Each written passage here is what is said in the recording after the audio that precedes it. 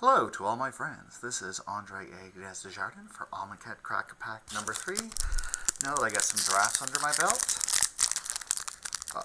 let's open up this pack and get some more thoughts and feelings. I like feelings. Don't we all like feelings?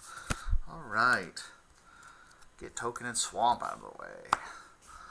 So up first is Sparring Mummies. It is a hill giant for white, and when it enters the battlefield, you get to untap target creature. It's a nice little bonus for exert creatures, but it's just to see. You'll play it, you won't play it, whatever. It's fine. Alright. Next up is Naga Oracle. It's a 2/4 for 4, and when it enters the battlefield, look at the top 3 cards of your library and put any number of them onto the graveyard and the rest back on top in any order. For 1 and a blue. So I like a lot of the blue decks that need big butts. This one, I think I like Ancient Crab a bit more, because generally with 4 mana, I want to, be establishing my defense the first 2 turns, and then with 4 mana do something. That being said, his enters the battlefield ability is definitely not to be underlooked. It's a great way to help soothe out your draws or get to what you need. I think I'm going to give him a C+. For the blue, defensive decks, you're gonna like this guy. You're gonna play him. I mean, you're only gonna get so many Ancient Crabs, and if you're blue-black, done beetles. Wink, nudge, done. But C+, I'm happy to play this guy in most of my decks. The 2 power really does make a difference. It's the 4 mana that really, I think, makes this worse than Ancient Crab. Alright, next up, Tormenting Voice with one of my least favorite arts. This is a reprint. 1 in a red for a sorcery, discard additional cost, discard a card, draw a card, very D. You'll play it, you probably won't be happy to. Even, I've been playing quite a few, or when I've drafted 2 red-white aggressive decks that had some of the, whenever you discard a card, whatever, and I still wasn't looking to play this. The cycle or discard a card benefits are very, very minimal, so you want to be looking to cycle a card. That being said, if you're stuck for 23rd, you'll play this. It'll be fine, but it's still a D. You shouldn't be looking to play this card. Alright, next up, Nex Champion. I don't know how to pronounce that name, Champion, but it's a cat, and it's a 3/1 for 2, which is fair stats. If they miss a drop, you get in for some damage, and on the defense, it really trades up. And when it deals combat damage to a player, you untap target creature or land. That text, really isn't there. I know it's supposed to help with Exert or whatever, but it's meh. I think it's a C. I think you're happy to play 3/1s for 2, and you may or may not get that other text in there. I don't think you need to worry about getting that abusing that other text, though. Alright, next up, Pitless Visor. It's a 4/2 for 4, which is pretty meh on the vanilla test, and when you cycle or discard a card, he gains indestructible until end of turn. I don't think this is really the bonus those cycling decks are looking for, and it doesn't attack that well, so this is a D. I'm not looking to play this card.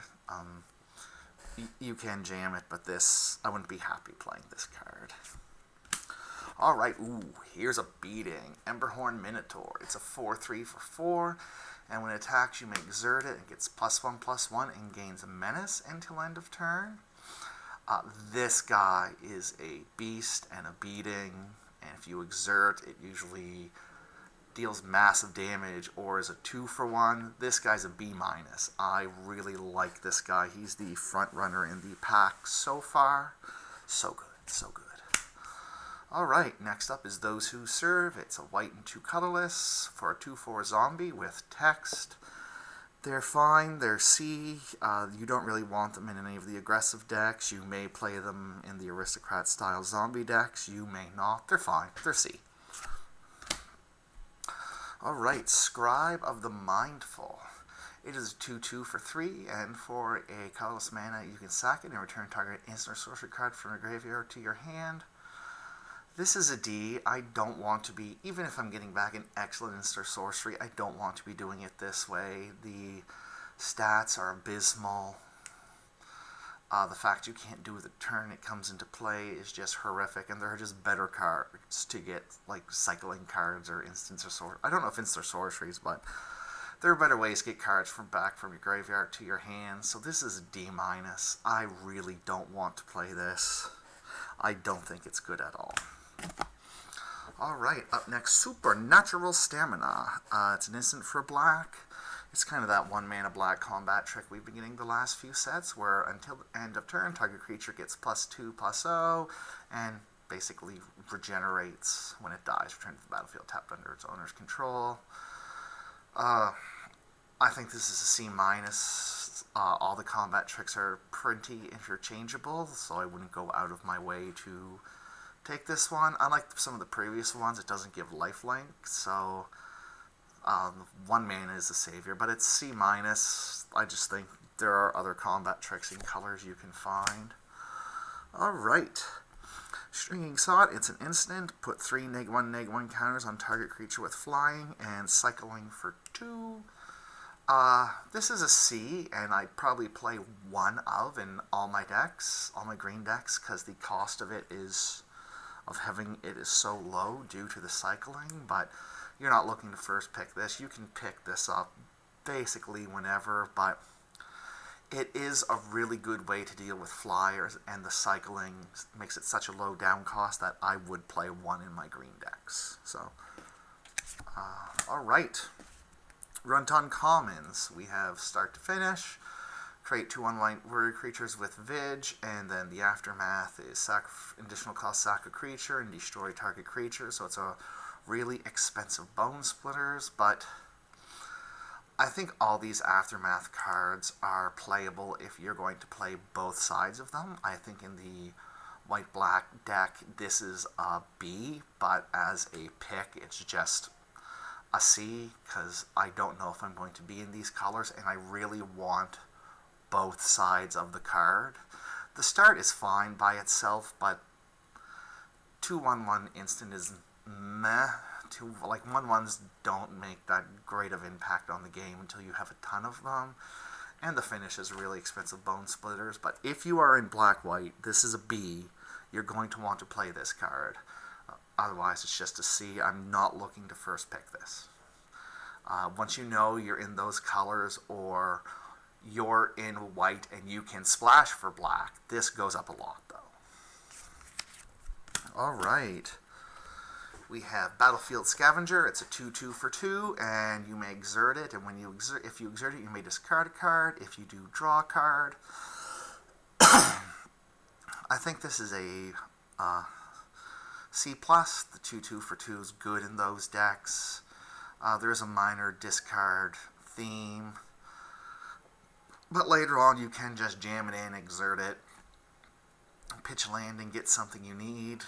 It might even be the combat trick. I'm still looking to first pick this Minotaur over that Jackal Rogue, just because I think he is a lot more impactful. So don't be fooled by the uncommon, that's uncommon is better than this common. I think this common is better. Also, in a lot of formats, you have to worry about 2-drops. I find this isn't the case for this format. There are a lot of common 2-drops in the aggressive colors you want them in. So this is a C. You'll still play it. You'll still be happy to play it, but I still think you should take the Minotaur. We have Lay Bare the Heart. It's a sorcery for 1 and a black. Target opponent reveals his or her hand. You choose a non-legendary non-land card from it. They discard it. I'm not looking to main deck this. I'm not even looking to sideboard it, but you may have to sideboard it sometimes if there's a bomb. You have no other way to get rid of. When you're using effects like these, so if the bomb costs 5, I would try to use it when they have 4 mana. It gives them a better chance of drawing the bomb, and you really need to get the best card out. You'll probably have another way to deal with creatures or whatever that's bothering you. So for these effects, if possible, if my mana curve allows it, I like to play it right before the turn before they would cast it. Otherwise, this is a sideboard. I'm still not looking to play this main deck. That's my advice on how to play these, but don't throw off your mana curve. Like, if for example, there are bombs on 5, and you have, a 3-drop and a 4-drop, just play this as your 2-drop. It sucks you give them 2 more draw steps, but it's probably not worth screwing up your game. Unless you have 2 2-drops, then you could play this and a 2-drop on turn 4. But sideboard, not looking to play it. And that's just some advice on how I look to play these cards. We have a rare. It's Chandler Initiate. It's a 3/4 for 2, but of course there's some drawback. It just put 3 -1/-1 counters on it, and you can remove a counter from it to add 1 mana of any color to your mana pool. I think this thing's a B. It's big, it accelerates you, it demands an answer. It's beating the Minotaur, though I love playing the Minotaur. I think it beats the Minotaur. It gets really big for its mana cost, and the fact that it accelerates is something really rare in this set. An accelerator that then sticks around to be a decent body. Because don't forget, it's only going to be 3/4, probably turn 5, 6, but an accelerator that sticks around to be a decent body is really good. So, I'm going to give this a B. It's my first pick. I don't think it's even close to anything else in this pack, so that's what I'm taking. This was Andre Aguides Desjardins.